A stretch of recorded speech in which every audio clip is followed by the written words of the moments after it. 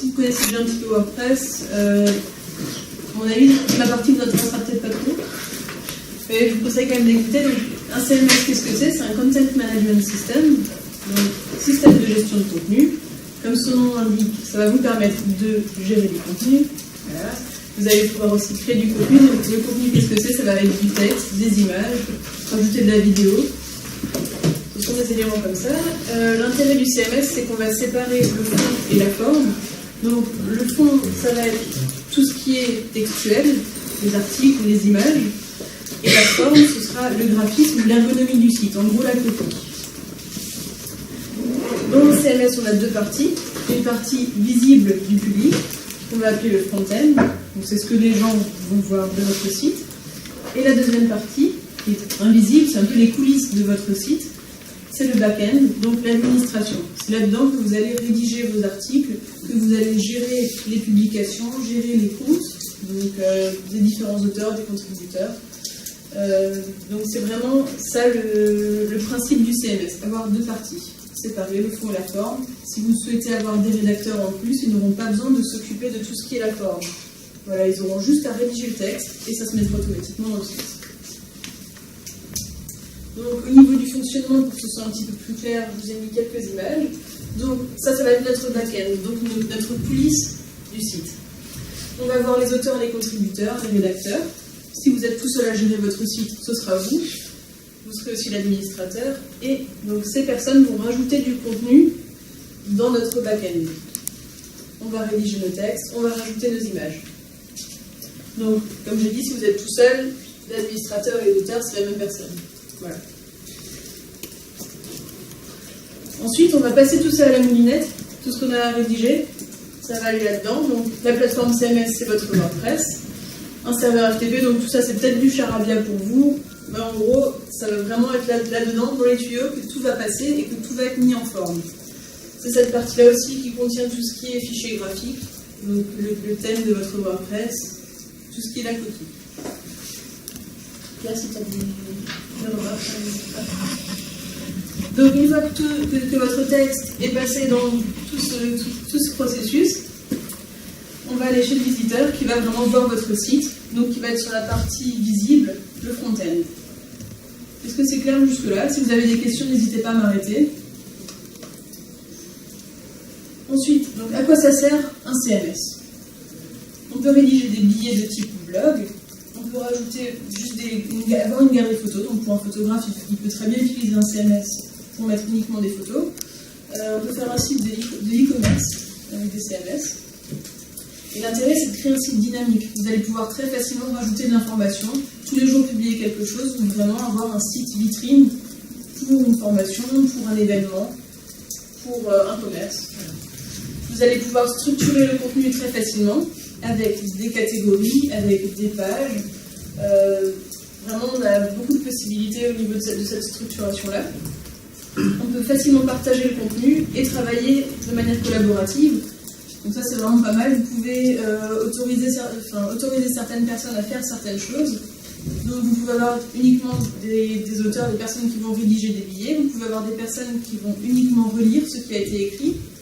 Vous pouvez soumettre des articles à relecture. Donc avoir une personne qui va gérer le site et qui aura un droit de regard sur chaque article avant la publication. Donc ça évitera aux différents auteurs de publier n'importe quoi, de faire des erreurs. Vous pouvez avoir une relecture avant. Donc les CMS, c'est vraiment idéal pour ça. On peut créer plusieurs comptes pour différents auteurs, différents contributeurs. Donc c'est un gain de temps, parce que vraiment, vous allez dans votre interface, vous saisissez votre texte, et vous pouvez directement publier votre article, c'est vraiment très rapide.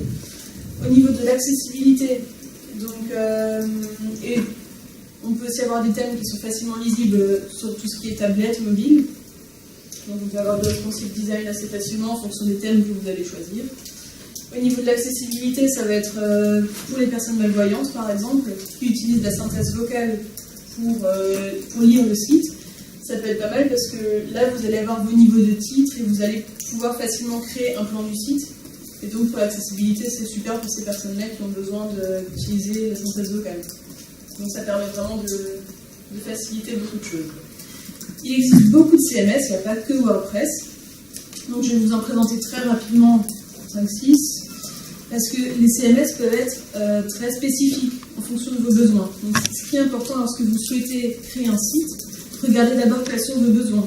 Si vous avez besoin de créer un site e-commerce, vous n'allez sûrement pas utiliser WordPress. Si vous voulez faire uniquement une galerie photo, vous n'allez pas non plus utiliser WordPress. Si vous voulez faire un site multilingue, il existe un CMS particulier pour ça.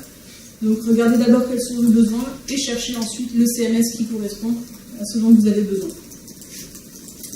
Donc il existe Joomla, qui est très similaire à WordPress, qui propose beaucoup de plugins, beaucoup de thèmes, qui est aussi facile à prendre en main. Donc c'est un équivalent, on n'est pas forcément obligé d'aller sur WordPress.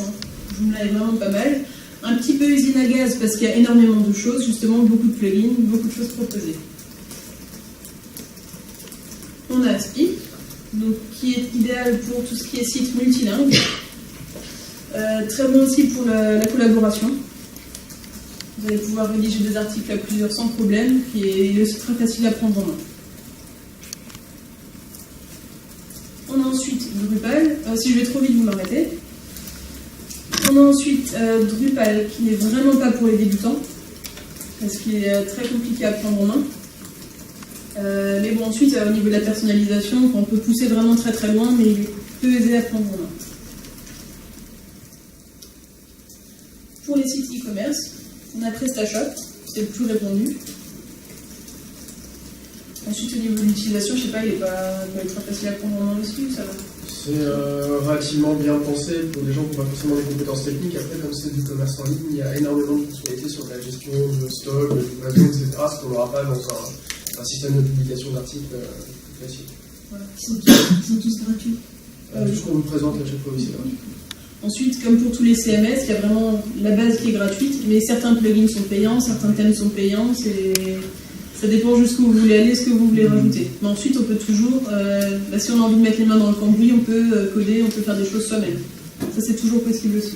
Globalement, les CMS payants, ça devient assez rare, comme il y en a beaucoup de gratuits, ça fait énormément de concurrence au système payant. Il y en a quelques-uns qui existent encore, mais c'est surtout des marchés de niche, sur des besoins très spécifiques. Surtout si tu veux ça. Et enfin, on a WordPress. Donc, comme je vous l'ai dit avant, il est similaire à Joomla. Il permet de faire énormément de choses et il est gratuit. Donc, les avantages et les inconvénients d'un CMS. Au niveau des avantages, c'est très facile d'utilisation, comme je le disais tout à l'heure. Ça implique pas ou peu de codage. Donc, vous n'avez pas besoin de rentrer vraiment dans le code. Vous pouvez vraiment faire quelque chose de très basique sans avoir à vous y connaître en HTML, en CSS, en PHP. Vous pouvez quand même réaliser quelque chose de très bien sans coder. On a une certaine automatisation et on peut ajouter des plugins. Donc les plugins, si vous ne savez pas ce que c'est des petits éléments qu'on va venir greffer sur le site qui vont rajouter des fonctionnalités. Donc il y a des plugins qui vont vous permettre de faire des formulaires de contact, une inscription. Si vous êtes inscrit à la formation de ce soir, c'est un plugin qu'on a rajouté dans WordPress. Les contributeurs, donc un travail multi-auteur par exemple. La gestion des droits et de la visibilité. Dans votre site, vous pouvez faire, grâce à un plugin en particulier ou en travaillant sur les menus, vous pouvez cacher des parties aux personnes qui ne sont pas authentifiées, par exemple. Donc vous pouvez faire une partie privée sur votre site où certains articles seront visibles seulement par des membres. Voilà, gestion de l'accessibilité également. Et les inconvénients, c'est qu'on peut avoir moins de flexibilité parce que les CMS peuvent imposer certaines contraintes. Donc à ce moment-là, vous avez certains termes qui vous obligent à uniquement faire une présentation en 2 colonnes, par exemple. Ça peut limiter certains éléments, surtout si vous n'allez pas dans le code. Donc, on peut se sentir un petit peu bloqué, mais ça, c'est... faut choisir le bon thème, faut regarder ça, mais généralement, on s'en sort quand même plutôt bien sans savoir coder. Pour aller vraiment plus loin, on peut avoir besoin de connaissances en HTML, CSS et PHP. Pour pouvoir rajouter des éléments, déplacer des éléments, par exemple, des choses toutes bêtes qu'on ne peut pas faire comme ça, juste en faisant un clic de souris, il faut aller dans le code et rajouter ces éléments-là. Et c'est pas forcément un inconvénient, mais bon, il y a beaucoup de CMS sur le marché, il y en a plus de 300, donc vous pouvez parfois trouver le CMS qui correspond à vos besoins précis. Donc vraiment, comme je l'ai dit tout à l'heure, essayez de regarder ce que vous voulez vraiment faire et trouver le CMS qui correspond, parce que WordPress n'est pas forcément celui qui sera idéal pour le faire. Donc regardez bien ça. Est-ce que vous pouvez nous fournir un petit diaporama? Il sera dans votre site. Donc, WordPress, la première version est née en 2003. À la base, c'était uniquement une plateforme de blogging. Donc, comme on l'a connu, Skyblog par exemple, des choses très basiques où on allait juste personnaliser l'interface assez rapidement, on choisissait entre 3 thèmes. Puis ça a commencé à évoluer, et au fur et à mesure, c'est vraiment devenu un CMS à part entière avec l'ajout de plugins, la personnalisation des thèmes.